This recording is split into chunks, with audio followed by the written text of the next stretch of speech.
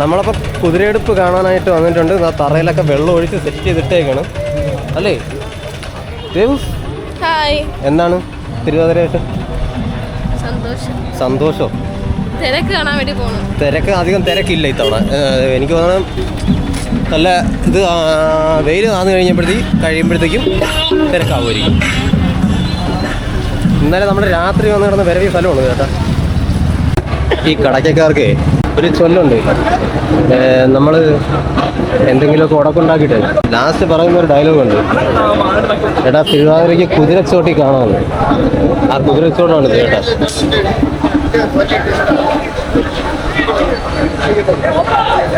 കടയ്ക്കൽ തിരുവാതിരയിൽ കുതിരെടുപ്പിന് മുന്നോടിയായിട്ട് അപ്പൂപ്പൻ്റെ അമ്മൂമ്മയുടെ എഴുന്നള്ളത്തുണ്ട്. നമ്മളൊക്കെ അങ്ങനെ പറയാമെങ്കിലും ശിവപാർവതിമാർ എഴുന്നള്ളുന്നു എന്ന സങ്കല്പമാണ് ഇവിടെ ഉള്ളത്.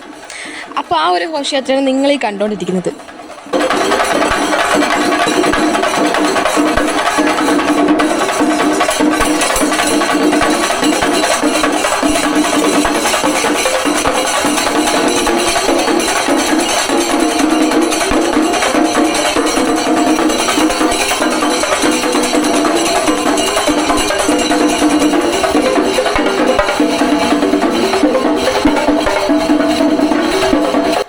ഇതിൻ്റെ പിന്നാലെ കതിര് കൊണ്ടുണ്ടാക്കിയ കാളയുണ്ട്.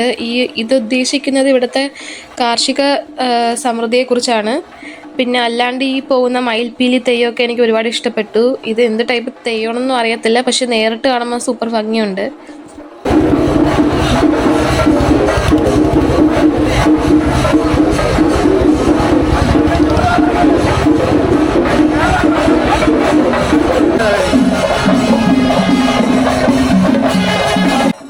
നേരത്തെ പറഞ്ഞ ഘോഷയാത്രയില്ലേ അപ്പൂപ്പനും അമ്മൂമ്മയുടെയും എഴുന്നള്ളത്ത്, ഈ എഴുന്നള്ളത്ത് കടയ്ക്കൽ ദേവീക്ഷേത്രത്തിനോടനുബന്ധിച്ചുള്ള 2 ക്ഷേത്രങ്ങളൂടെ ഇവിടെ അടുത്തുണ്ട്. അപ്പോൾ ഈ ക്ഷേത്രങ്ങളിൽ കൂടെ പോയിട്ട് വന്നിട്ട് മാത്രമാണ് നമ്മുടെ കുതിരയെടുപ്പ് നടക്കുന്നത്. ഈ 2 ക്ഷേത്രങ്ങളും ഈ കടയ്ക്കൽ ക്ഷേത്രവും ബാക്കി ഈ 2 ക്ഷേത്രവും, ഈ 3 ക്ഷേത്രങ്ങളോട് അടങ്ങുന്നതാണ് കടയ്ക്കൽ തിരുവാതിര എന്ന് പറയുന്നത്.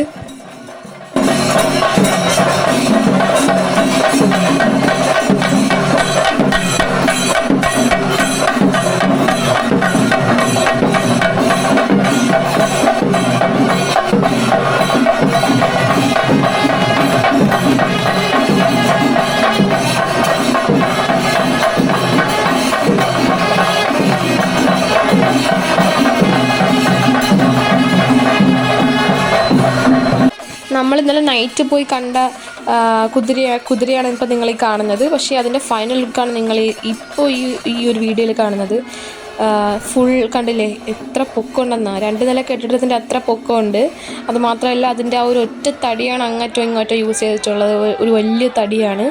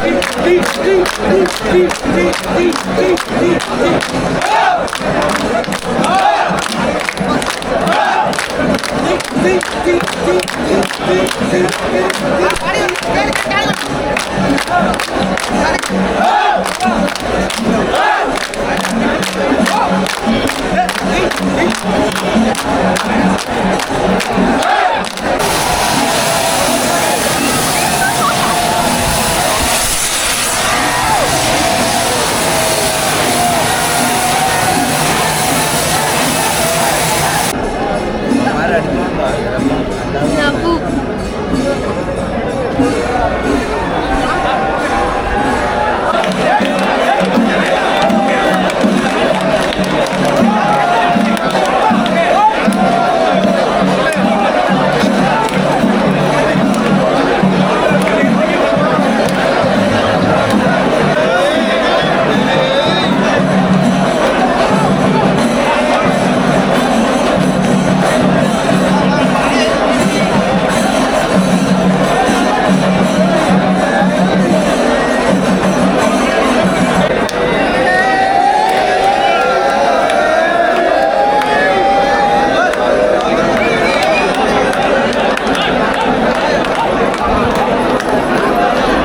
വെയിറ്റാണ്. നമുക്ക് ഈ ഒരു ഉയരം കാണുമ്പോൾ തന്നെ അറിയാം നല്ല വെയിറ്റുള്ളൊരു സംഭവമാണ്. ഇത്രയും ആൾക്കാർ കൂടി അത് എടുക്കുന്ന ആ ഒരു വിഷ്വൽ നമ്മൾ കാണുമ്പോൾ തന്നെ നമുക്ക് ആകെ ഒരു ഇത്രയും വെയിറ്റുള്ള ഈ ഒരു സംഭവം ഇത് എടുത്ത് പൊക്കുമ്പോൾ തന്നെ നമുക്ക് ആശ്ചര്യമുണ്ട്. നമുക്കിത് എടുത്താൽ പൊങ്ങുമോ? കാണുമ്പോൾ ആ തടിയിലും തൊട്ട് നോക്കണം. നമുക്ക് തൊടുമ്പോൾ തന്നെ അത് എന്ത് വെയിറ്റാണ്, അത്ര കട്ടി, നമ്മളെ കൈ വേദനിക്കും. അപ്പോൾ ഇത് നമ്മളെ തോളിൽ ഇത്രയും ആൾക്കാർ തോളിലേറ്റി എടുക്കുക എന്നൊക്കെ വെച്ച് കഴിഞ്ഞാൽ ഭയങ്കര ഒരു ബുദ്ധിമുട്ടുള്ള, എനിക്ക് തോന്നുന്നത് ഇത് എടുക്കുന്ന ആ സമയത്ത് ഇവരെ ദൈവം അനുഗ്രഹിച്ചാണ് അവരത് അത്രയും ആ ഒരു വെയിറ്റ് ഇത്രയും ദൂരം അവർ കൊണ്ടുപോകുന്നത്. അത് വലിയ കാണുമ്പോൾ തന്നെ നമുക്ക് പേടിയും അതോടൊപ്പം തന്നെ നമുക്ക് ഭക്തിയും തോന്നുന്ന നിമിഷമാണ്. ടയറും കാര്യങ്ങളൊന്നുമില്ല. അപ്പോൾ ടയറൊക്കെ ഉണ്ടായിരുന്നെങ്കിൽ ഈ കുതിരയെടുപ്പിന് ഇത്രയും പ്രസക്തി വരത്തില്ല. ഇത് മനുഷ്യർ, ഇവർ ആൾക്കാർ തന്നെയാണ്, ഈ നാട്ടിലെ ആൾക്കാർ തന്നെയാണ് ഇത് തോളിലേറ്റി ഇങ്ങനെ കൊണ്ടുപോകുന്നത്. ഒരു സഹായവും ഇല്ലാണ്ട്, ഒരു ടയറോ ഒന്നും, ഒരു ഹെൽപ്പും ഇല്ലാതെ എടുത്തുകൊണ്ട് പോകുന്നത്. അപ്പോൾ അത് തന്നെയാണ് ഇതിൻ്റെ ഏറ്റവും വലിയൊരു പ്രസക്തി. ഈ ഒരു കടയ്ക്കൽ തിരുവാതിര എന്ന് പറയുന്നത് ഇത്രയും പേര് കേൾക്കാനുള്ള ഏറ്റവും വലിയ റീസൺ തന്നെ ഇതാണ്. ഇവിടുത്തെ ആൾക്കാരുടെ ലൈഫ് സ്റ്റൈലിൽ തന്നെയാണ് ഈ ഒരു കടയ്ക്കൽ തിരുവാതിര സൂചിപ്പിക്കുന്നത്. ഇവിടുത്തെ ആൾക്കാരെന്ന് പറയുന്നത് കൂടുതലും കർഷകരും ചുമട്ട് തൊഴിലാളികളുമാണ്. അപ്പോൾ അവരുടെ കായിക ബലത്തെ സൂചിപ്പിക്കുന്ന രീതിയിലൊരു ഉത്സവമാണ് കടയ്ക്കൽ തിരുവാതിര.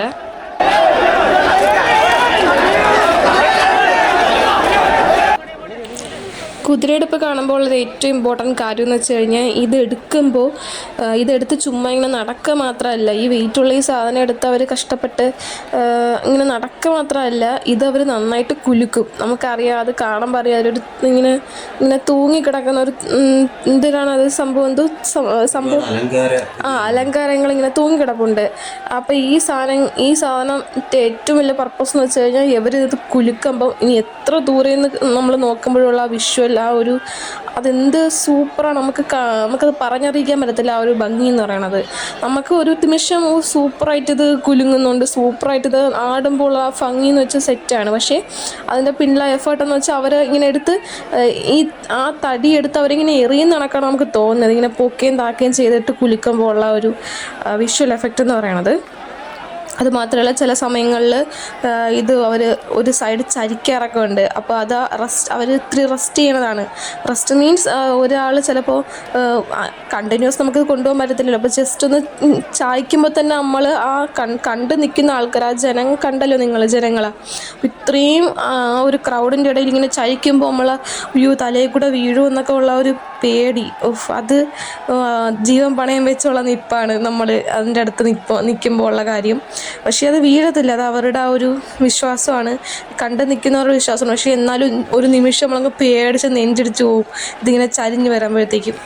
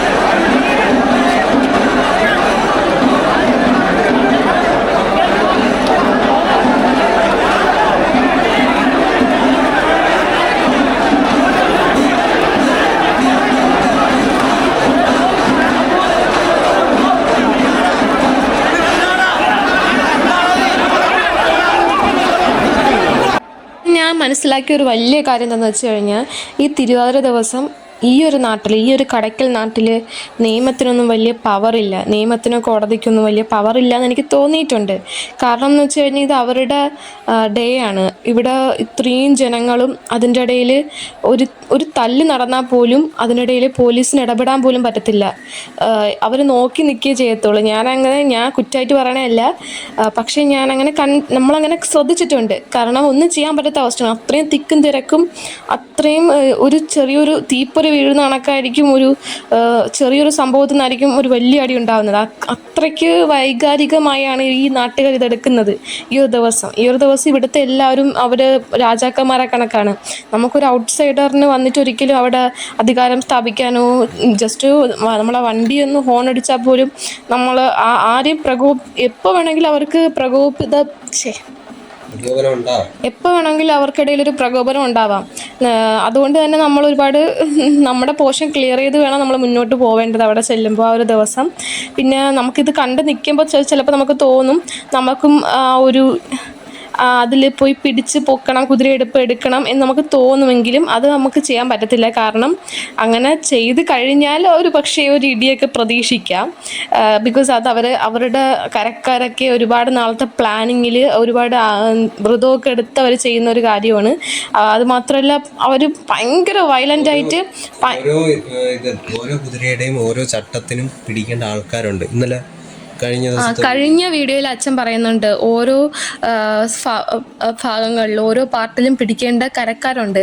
അപ്പോൾ അവർക്കിടയിൽ ആ ഒരു ഇത് നിൽക്കുമ്പോഴത്തേക്കും നമുക്കൊരു ഔട്ട്സൈഡറിന് വന്നൊരിക്കലും അങ്ങനെ മെയിനായിട്ടുള്ള ആണുങ്ങളുടെ കാര്യമാണ്. നമുക്കിപ്പോൾ കണ്ടു നിൽക്കുമ്പോഴത്തേക്കും ഈ ഒരു കാര്യത്തിൽ ഒരു ഭാഗമാകണമെന്നൊക്കെ തോന്നും. അത് ഒരു മോശം കാര്യമായിട്ടല്ല, നമുക്ക് ഇതിൽ കുതിരയെടുപ്പിന് ഒന്ന് നമുക്കും തോള് കൊടുക്കണമെന്നൊക്കെ തോന്നും. പക്ഷേ ആ ഒരു ഇതിൻ്റെ പേരിൽ നമ്മൾ ചെന്ന് ഒരു കാരണവശാലും അതിൻ്റെ ഇടയിൽ കയറാതിരിക്കുക. കയറി കഴിഞ്ഞാൽ തീർന്നു എന്ന് കരുതിക്കൊണ്ടാൽ മതി. ഇതിൽ ഇവരുടെ ഇടയിൽ നമുക്ക് ഒരുപാട് നേരം നമ്മൾ ഇത് കുതിരയെടുപ്പ് കാണാൻ വേണ്ടി നോക്കിയിട്ട് ഒരുപാട് നേരം വെയിറ്റ് ചെയ്തു. ബിക്കോസ് അവർ എഴുന്നള്ളത്ത് പോയി കഴിഞ്ഞാൽ മാത്രമേ കുതിര എടുക്കത്തുള്ളൂ. അപ്പം അത്രയും നേരം അവരവിടെ പരസ്പരം ഭയങ്കരമായിട്ട് പാട്ട് പാടി. എനിക്ക് കുത്തിയോട്ട പാട്ടാണ് പാടി പരസ്പരം കൈ കൊട്ടി ഇങ്ങനെ അത്രയും അറുമാദിച്ചാണ് ഭയങ്കര വയലൻ്റ് ആയിട്ടാണ് അവരെല്ലാവരും നിന്നത്. ഒരു ചെറിയ സ്പാർക്ക് വന്നാൽ മതി. ഈ വീഡിയോയിൽ തന്നെ നമ്മൾ ഈ എടുക്കുന്ന സമയത്ത് തന്നെ അടി ഉണ്ടായിട്ടുണ്ട്. ഒരു ചെറിയ സ്പാർക്ക് വന്നപ്പോൾ തന്നെ അവിടെ ഒരു അടിയായി മാറുകയാണ്. അപ്പോൾ അത് തള്ളി മാറ്റാൻ അതേപോലെ ആൾക്കാരവിടെ നിൽക്കുന്നുണ്ട്. എന്നാലും അതിൽ വേറെ ആർക്കും ഇടപെടാൻ പറ്റത്തില്ല. പോലീസിന് ഇടപെട്ട് കഴിഞ്ഞാൽ എനിക്ക് തോന്നുന്നത് എരുതിയിൽ എണ്ണ ഒഴിക്കുന്ന കണക്ക് വീണ്ടും ആ ഒരു അടി ആളിക്കത്തുന്നതാണ്. അതുകൊണ്ടായിരിക്കും അവിടെ ഒരു ഇടപെടലും ഇല്ല. പിന്നെ ആ ഒരു ദിവസം ഞാൻ കണ്ടതിൽ ഹെൽമെറ്റൊന്നും അങ്ങനെ റോഡിൽ കൂടെ പോയപ്പോൾ അങ്ങനെ ആരും വെച്ചതായിട്ട് ഞാൻ കണ്ടില്ല. ഞാൻ അങ്ങനെ ശ്രദ്ധിക്കുന്നതാണ്, പക്ഷേ അവിടെ ആരും അങ്ങനെ ഹെൽമെറ്റ് വെച്ചൊന്ന് വണ്ടി ഓടിക്കാനായിട്ട്. അപ്പം ഞാൻ ചേട്ടനോട് ചോദിച്ചപ്പോൾ ചേട്ടൻ പറഞ്ഞു ആ ഒരു ദിവസം ഇവിടെ അവർക്കൊന്നും ഒരു പേടിയൊന്നുമില്ല, ഒരു നിയമവും ഇല്ലാത്ത കണക്കാണ് എല്ലാവരും ബിഹേവ് ചെയ്യണത്. അപ്പം ആ ഒരു അത്രയ്ക്കൊരു ആ ഒരു കാര്യം മനസ്സിലാക്കി വേണം അവിടെ കടയ്ക്ക് തിരുവാതിര കാണാൻ ആരായാലും വരുമ്പോഴത്തേക്കും നമ്മൾ അവരുടെ ആ ഒരു മെന്റാലിറ്റിയോട് യോജിച്ച് പോകും, റെസ്പെക്ട് ചെയ്ത് വേണം പോവേണ്ടത്.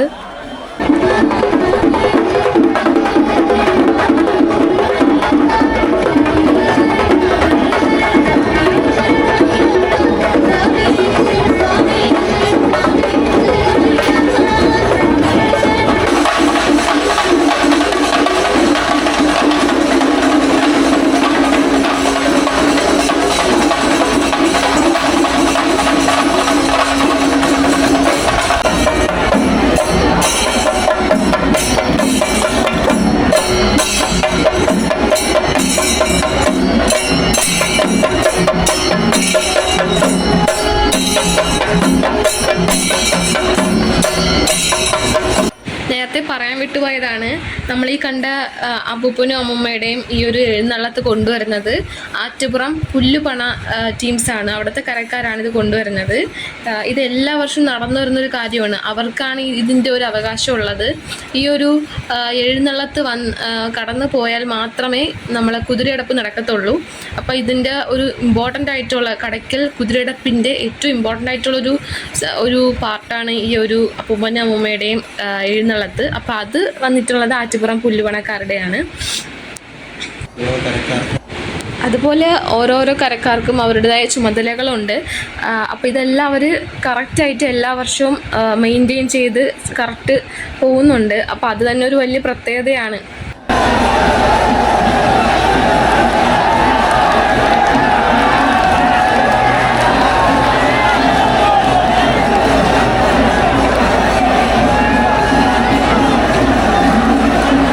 അങ്ങനെ നമ്മുടെ ഒന്നാമത്തെ കുതിര ക്ഷേത്ര കവാടത്തിലേക്ക് കയറിയിരിക്കുകയാണ്.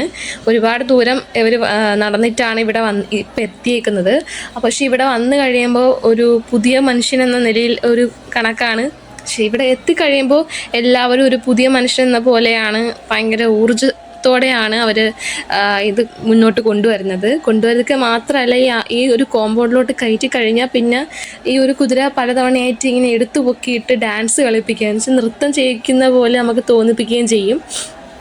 നമുക്കറിയാലോ, കടയ്ക്കൽ ദേവി ക്ഷേത്രം എന്നുള്ളൊരു ചെറിയൊരു ക്ഷേത്രമാണ്, വിഗ്രഹം ഇല്ല. അപ്പോൾ ആ ഒരു ക്ഷേത്രത്തിന് ചുറ്റും വലം വെച്ചാണ് ഇതിവിടെ അവസാനിക്കുന്നത്. അപ്പം ഇത് വലം വയ്ക്കുമ്പോൾ തന്നെ ഇത് പലതവണയായിട്ട് നൃത്തം ചെയ്തുകൊണ്ട് നമുക്ക് കാണികൾക്ക് നൃത്തം ചെയ്യുന്ന പോലെ തോന്നിപ്പിച്ചുകൊണ്ടാണ് ഇത് വലം വയ്ക്കുന്നത്. അതും അങ്ങനെ ചെയ്യണമെങ്കിൽ പോലും അത്രയും ആ ഒരു ശക്തിയും എനർജിയും വേണം. പക്ഷേ ഈ അമ്പലത്തിലോട്ട് കയറി കഴിയുമ്പോൾ എല്ലാവർക്കും ഒരു ദൈവിക ശക്തി കിട്ടി നന്നായിട്ട് എനർജിയോട് കൂടിയാണ് അവരെല്ലാം ചെയ്യുന്നത്.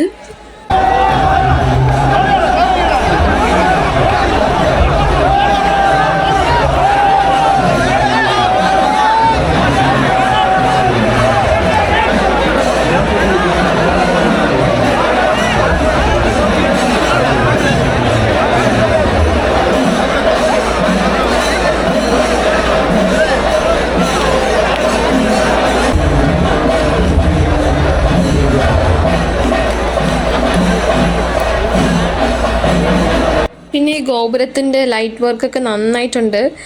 കഴിഞ്ഞ വർഷത്തേക്കാളും ഈ വർഷത്തെ എനിക്ക് ഒരുപാട് ഇഷ്ടപ്പെട്ടു. ഈ ഒരു ലൈറ്റിന് പിന്നിൽ നമ്മുടെ കടയ്ക്കൽ കുതിരയെടുപ്പ് ഇങ്ങനെ വരുമ്പോഴത്തേക്കുള്ള ഒരു ഭംഗി അത് വേറൊരു ലെവലാണ്.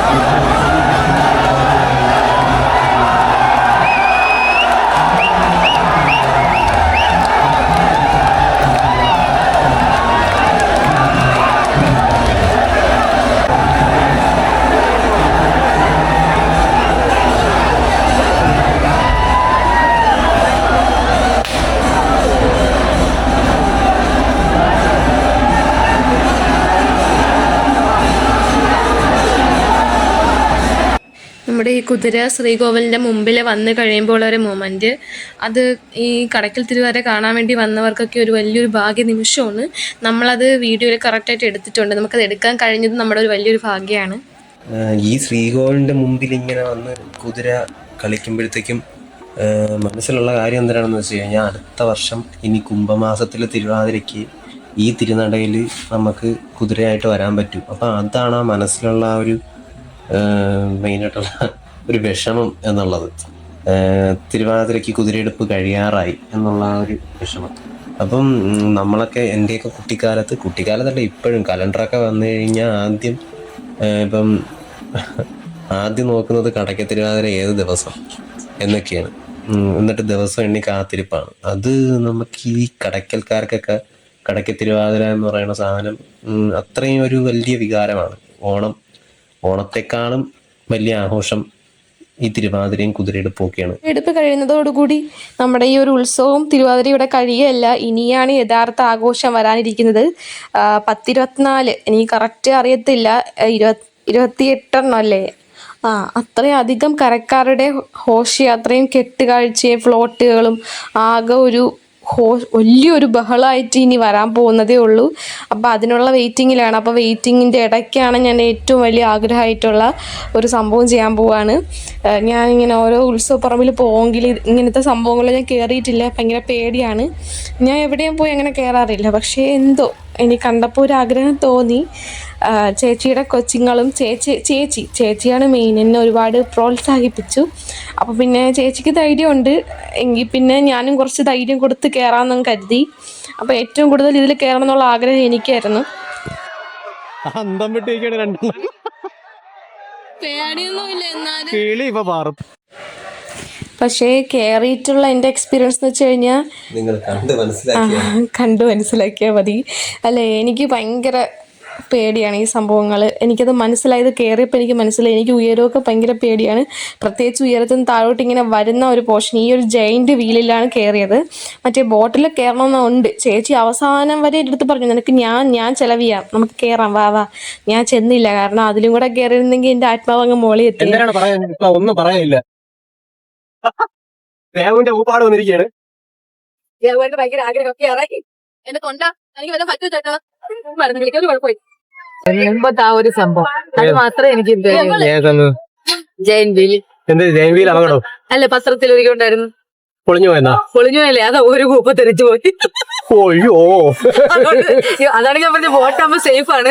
ബോട്ടിലാകുമ്പോ എന്തായാലും മൊത്തത്തിലല്ലേ പോവുള്ളൂ. ബോട്ടായ വലിയ പ്രശ്നം വരൂല. ജയൻവീല് കയറിയപ്പോ തന്നെ എന്തോ നല്ല ഉയരമുണ്ട്. നമ്മൾക്ക് ഇവിടെ ശാർക്കര പറമ്പിൽ വരുന്നുണ്ട്, പക്ഷേ ഈ കടക്കൽ തിരുവാരുടെ ഈ ഒരു ജയൻവീൽ എനിക്ക് ഭയങ്കര ഹൈറ്റ് ഉള്ളതായിട്ട് തോന്നി. അതിന്റെ ഹൈറ്റിലേക്ക് നോക്കുമ്പോഴത്തേക്ക് നമുക്ക് ഈ വീഡിയോയിൽ കാണിക്കുന്നുണ്ട്. അപ്പൊ കടക്കൽ ഫുൾ വ്യൂ കിട്ടുന്നുണ്ട്. സത്യം പറയല്ല, ആ ഒരു ജയൻ വീലിൽ കയറിയില്ല. അതിന് മുന്നേ തന്നെ ചേട്ടൻ പറഞ്ഞു വാതിൽ പോലും ഇല്ലെന്ന്. ശരിയാണ്, ചിലതിൽ വാതിലില്ല. പിന്നെ ചേച്ചി പറഞ്ഞു തുരുമിച്ചൊക്കെ ഇരിക്കുന്നത്. ഇവരിങ്ങനെ പറഞ്ഞുകൊണ്ടിരിക്കും, ഞാൻ ഒന്നും മിണ്ടില്ല, കാരണം എനിക്ക് അത്രയ്ക്ക് പേടിയാണ്. പേടിച്ച് ഞാൻ ധൈര്യം, പക്ഷെ ഞാൻ അവരെ വിളിച്ചോണ്ട് പോകണത്. അപ്പോൾ അതുകൊണ്ട് എനിക്കാണെങ്കിൽ ഉള്ള പേടി എന്തായിരിക്കും എൻ്റെ എക്സ്പീരിയൻസ് ആണ്. എനിക്ക് പൊതുവേ ഭയങ്കര പേടിത്തൊണ്ടിയാണ്. ഞാൻ ഭയങ്കര കുഞ്ഞു കാര്യം മതിയോ എനിക്ക് ഹാർട്ട് അറ്റാക്ക് വരുന്നത്, എനിക്ക് നെഞ്ചു വരുന്നതെന്ന് പറയുന്ന ടൈപ്പാണ് ഞാൻ. അപ്പോൾ അതുകൊണ്ടായിരിക്കാം. പക്ഷെ ഞാൻ ധൈര്യം പിടിച്ചാൽ കയറിയതാണ്.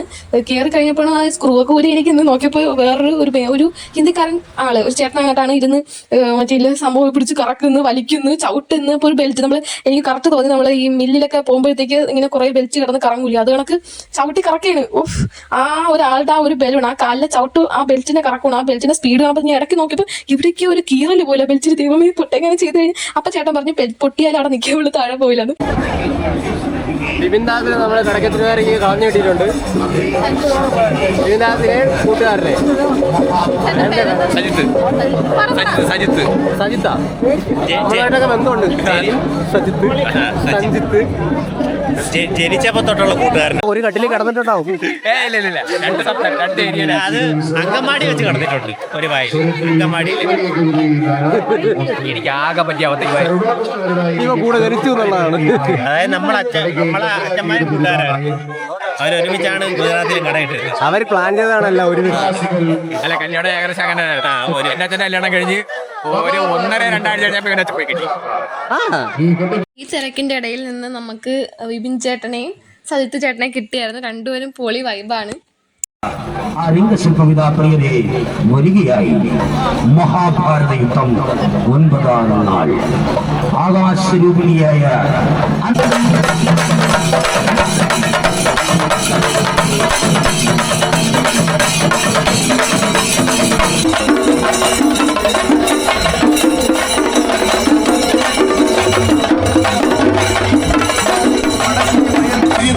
സർവൈശ്വര്യത്തിന്റെയും പൂർത്തിയായ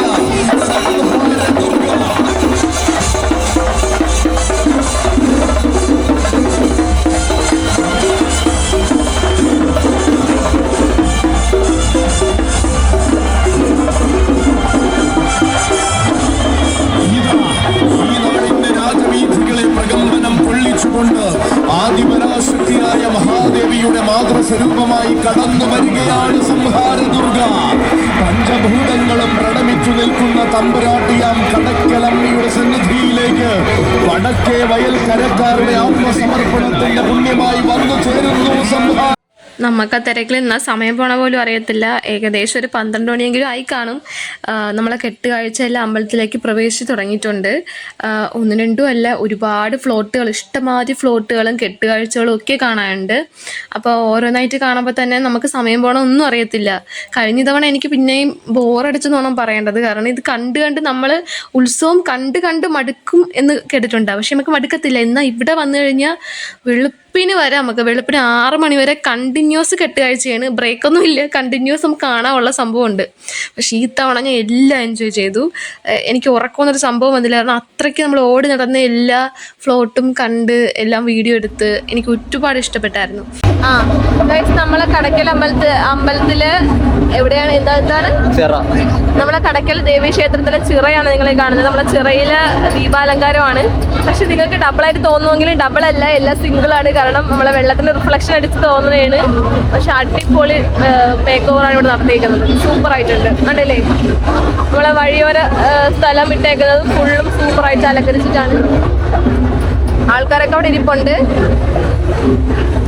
ഒത്തിരിയെങ്കിലും തിരക്ക് കുറവുള്ള ഒരു പ്ലേസ് എനിക്ക് തോന്നിയാണ്.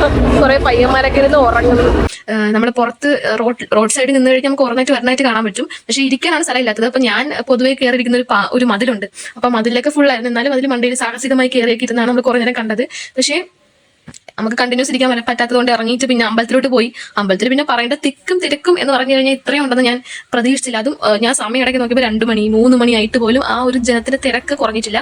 ഏറ്റവും ആയിട്ടുള്ള കാര്യം എനിക്ക് തോന്നിയെന്ന് വെച്ച് കഴിഞ്ഞാൽ നമുക്ക് ആ ഒരു ദിവസം അവിടെ വരുന്ന ഒരാൾക്ക് മൊബൈലിൽ കളിക്കാൻ പറ്റത്തില്ല, മൊബൈലിൽ നമുക്ക് നെറ്റ് യൂസ് ചെയ്യാൻ പറ്റത്തില്ല എന്നുള്ളത് ഒരു വലിയ സത്യമാണ്. രാത്രി 2:30 ആയതിനു ശേഷമാണ് ഞാനിങ്ങനെ 2:30 ഒരു 3 മണി അടുപ്പിച്ചാണ് ഞാൻ ഇങ്ങനെ മൊബൈലിൽ നോക്കിയപ്പോൾ നെറ്റ് റേഞ്ച് വന്നു തുടങ്ങിയത്. അത്രയും നേരം ബൾക്കായിട്ടുള്ള അത്രയും ആൾക്കാരുള്ളത് കൊണ്ടായിരിക്കും റേഞ്ച് കിട്ടാത്തത്. നെറ്റ് ഒന്നും ആർക്കും അവൈലബിൾ അല്ലായിരുന്നു. അതുകൊണ്ട് നമുക്ക് മൊബൈലിൽ റീൽസ് കാണാനോ നമുക്ക് അങ്ങനെ ഒരു ഫ്രീ ഒരിക്കലും നിൽക്കും പോലും നമുക്ക് എവിടെയെങ്കിലും ഇരുന്നാൽ പോലും അങ്ങനെ നമുക്ക് മൊബൈലിലോട്ട് അഡിക്ഷൻ ആർക്കും വരത്തില്ല. ഫുൾ ടൈം നമുക്ക് ഇത് എൻജോയ് ചെയ്യാനേ പറ്റത്തുള്ളൂ. അത്രയ്ക്ക് ഒരു അന്തരീക്ഷമായിരുന്നു അവിടെ. എനിക്ക് ഏറ്റവും കൂടുതൽ ഈ ഒരു കെട്ടുകാഴ്ച ഇഷ്ടപ്പെട്ടത് ഇവിടുത്തെ കുറച്ച് കുട്ടി പിള്ളേരുകൾ ഉണ്ടാക്കിയ ഫ്ലോട്ടാണ്. ഫ്ലോട്ടല്ല, ലോറി വിത്ത് ഫ്ലോട്ടാണ്. അപ്പോൾ ലോറി മാത്രമല്ല, ഫ്ലോട്ടും കൂടെ അവർ അതിൽ ആഡ് ചെയ്തിട്ടുണ്ടെന്നുള്ളതാണ് മെയിൻ കാര്യം. അപ്പോൾ ഇത് കഴിഞ്ഞ വർഷം ഞാൻ കണ്ടിട്ടുണ്ടായിരുന്നു. അപ്പോൾ ഈ പ്രാവശ്യം ഞാൻ അത് പ്രതീക്ഷിച്ച പോലെ തന്നെയാണ് ആ പിള്ളേർ അതുപോലെ ഉണ്ടാക്കിയിട്ടുണ്ട്. സൂപ്പർ. എനിക്ക് ഏറ്റവും ഇഷ്ടപ്പെട്ടത് അവരുടെ ആ ഒരു അലങ്കാരമാണ്. അത് എന്തോ അവരുടെയൊക്കെ മനസ്സിൽ ഇപ്പോഴേ ഈ ഒരു കടയ്ക്കൽ തിരുവാതിര അത്രത്തോളം ഇൻഫ്ലുവൻസ് ആയിട്ടുള്ളതാണ് എൻ്റെ അർത്ഥം. എൻ്റെ ഈ തിരുവാതിര വീഡിയോയിൽ ഞാൻ ഈ ഒരു കടയ്ക്കൽ തിരുവാതിര കംപ്ലീറ്റ് ആയിട്ട് എടുത്തിട്ടുണ്ട് എന്നാണ് എൻ്റെ വിശ്വാസം. കാരണം ഫുൾ ഡേ ഇവിടെ ഞങ്ങളുണ്ടായിരുന്നു. എല്ലാ പ്രോഗ്രാം നടക്കുന്ന എല്ലാ ബേസിലും എല്ലാ ബിഗിനിങ്ങിലും നമ്മളുണ്ടായിരുന്നു. അപ്പം മാക്സിമം കവർ ചെയ്തിട്ടുണ്ടെന്നാണ് എൻ്റെ ഒരു വിശ്വാസം. എൻ്റെ വീഡിയോ ഇഷ്ടപ്പെട്ടെങ്കിൽ എല്ലാവരും ഷെയർ ചെയ്യണം, സബ്സ്ക്രൈബ് ചെയ്യണം, നമ്മളെ സപ്പോർട്ട് ചെയ്യണം. അപ്പോൾ ഇത്രയേ ഉള്ളൂ. ഇനി എൻ്റെ അടുത്ത വീഡിയോയിൽ കാണുന്നവരേക്കും ബൈ ബൈ.